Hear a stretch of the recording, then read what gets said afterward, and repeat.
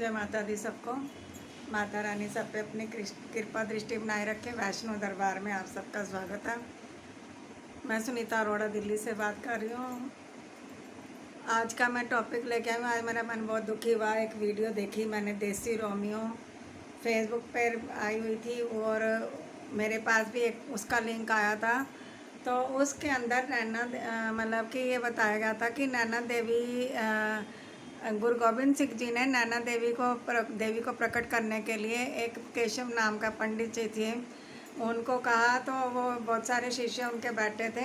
उन्होंने उन्होंने मतलब कि उसको बोला कि आप देवी जी प्रकट करो। उस पंडित जी ने बहुत यत्न करा तो देवी जी प्रकट नहीं हुई। तो गुरु गोविंद सिंह जी कहते हैं, आप देवी जी तो प्रकट नहीं हुई है, अब क्या करना है? तो वो कहते हैं कि देवी जी ना बलि मांगती हैं। तो कहते फिर, तो कह रहे हैं जो सबसे वो बलि देवी जी ने कहा कि जो तुम्हारा सबसे ज़्यादा प्यारा बच्चा है उसकी बलि मैं लूँगी। तो उन्होंने कहा मेरे को, मैं तो तेरे को सबसे ज़्यादा प्यार करता हूँ पंडित जी, तुम्हारे से लाभ, तुम तो मेरे सबसे प्यारे वो हो, तो मैं तो तुम्हारी बलि दे देता हूँ। फिर तो वो पंडित जी का मन में हो गया, खराब हो गया और वो चला गया। कहता मैं नहा धो के शुद्ध होके आता हूँ, फिर मैं बलि देता हूँ।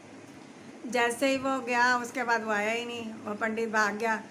तो गुरु गोविंद सिंह जी के शिष्यों ने बोला अब इस सामग्री का क्या करें?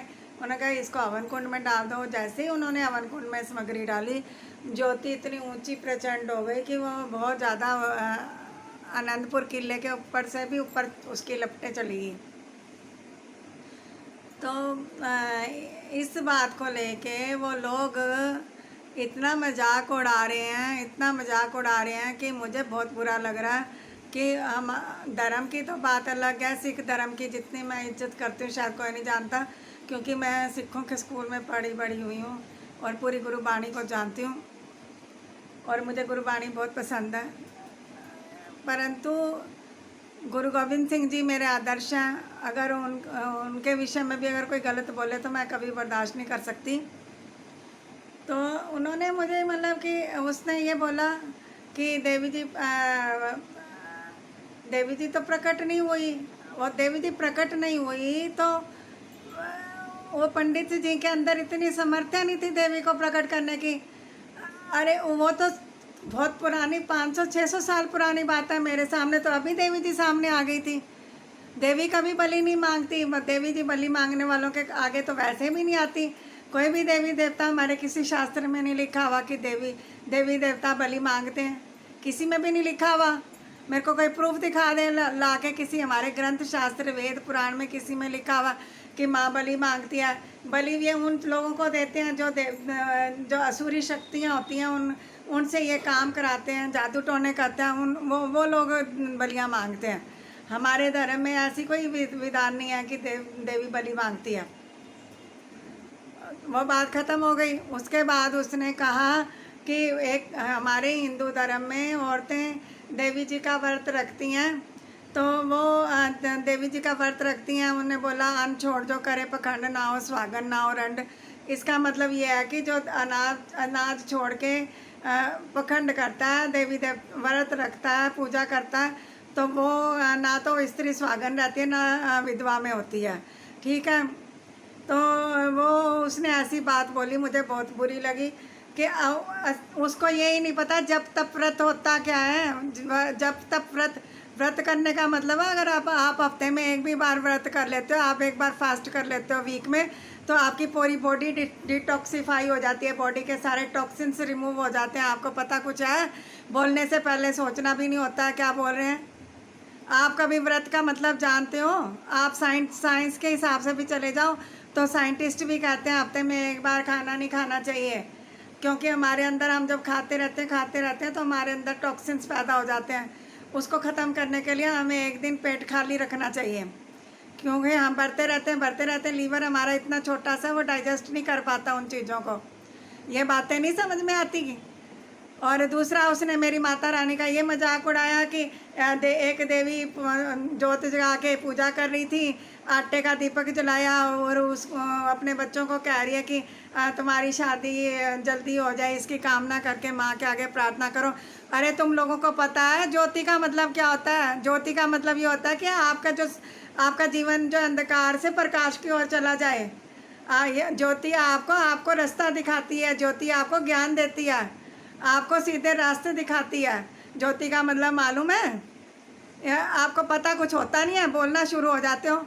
आपने कभी वेद पुराण पढ़े ही नहीं है। हमारे वेद शास्त्रों को तो छोड़ो, आपने कभी अपने ग्रंथ ही नहीं पढ़े।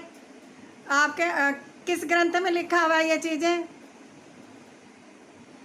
आपने अपने ग्रंथ ही नहीं पढ़े। आपने 10वें ग्रंथ गुरु गोविंद सिंह जी की बात जो कर रहे हो, आज 600 साल पुराना गुरु सिख धर्म है, उससे पहले 5000 साल पहले हमारा धर्म स्थापित हुआ था। हमारा भागवत पुराण 5000 साल पुराना है, उसी से ये सब चीज़ें ली गई हैं। कभी आपने गुरु ग्रंथ साहब और भागवत पढ़ी है? वो भागवत और गुरु ग्रंथ साहब जी में सेम चीज़ें लिखी हुई हैं। आप कभी कंपेयर करके देखो उस चीज़ों को। बाकी गुरु ग्रंथ साहब में बाकी लोगों की, कबीर जी की वाणी होगी, नामदेव की होगी, और भी कई, रविदास जी की होगी, राधास जी की होगी, उनकी वाणियाँ अलग जोड़ दी हैं। इसका मतलब ये नहीं है कि आप हमारे धर्म की बेइज्जती करोगे, मेरी माता रानी की बेइज्जती करोगे। आपको पता भी है जब माता रानी प्रकट कैसे हुई थी? जब सृष्टि पे कोई भी नहीं था तो अंधेरा ही अंधेरा था। उस समय शंकर भगवान जी ने अपने अंश से उसको पैदा किया था, तो संसार को चलाने के लिए। प्रकृति और पुरुष, आप कभी इसी नियम को ले लो। आप प्रकृति और पुरुष के बिना बच्चा कैसे पैदा कर दोगे? आपकी सृष्टि चलेगी? इसका मतलब तो आप तो किसी माँ के शरीर से भी पैदा नहीं हुए जो इतनी बातें कर रहे हो।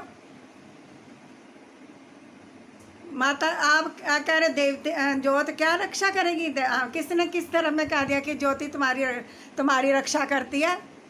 ज्योति का मतलब होता है अज्ञान से अंधकार की तरफ लेके, अज्ञान भरा जो हमारा जीवन में अंधेरा है उसको उजाले की तरफ लेके जाना, वो एक प्रतीक है। आपको ज्योति जलाने का मतलब पता है? ज्योति जलाने से हमारा वातावरण शुद्ध होता है, हमारी एटमॉस्फेयर में जितनी भी नेगेटिविटी है वो रिमूव होती है। आपको पता है इन चीज़ों का? आपने इतना बड़ा आप भाषण दे दिया, इतना भड़काऊ भाषण दे रहे हो, दुनिया को गुमराह करने की कोशिश कर रहे हो। बहुत गलत बात है ये। और बाकी गुरु ग्रंथ साहब जी की बात रही, गुरु गोविंद सिंह जी की बात कर पे आ जाती हूँ। 3 दिन हो गए मुझे चंडी दी वार पढ़ते हुए। एक चंडी की मैं बिना प्रूफ के कभी कोई बात नहीं करती।